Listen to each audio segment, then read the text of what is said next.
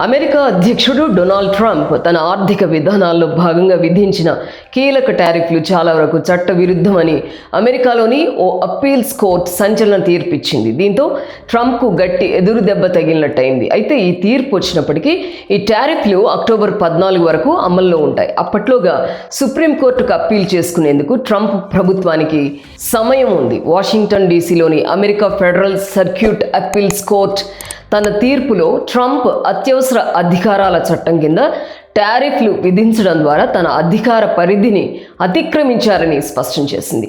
Reuters వార్తా సంస్థ ప్రకారం కోర్టు తన ఉత్తర్వుల్లో ఇలా పేర్కొంది: ఒక జాతీయ అత్యవసర పరిస్థితిని ప్రకటించినప్పుడు అనేక చర్యలు తీసుకునేందుకు ఈ చట్టం అధ్యక్షుడికి గణనీయమైన అధికారాన్ని కల్పిస్తుంది.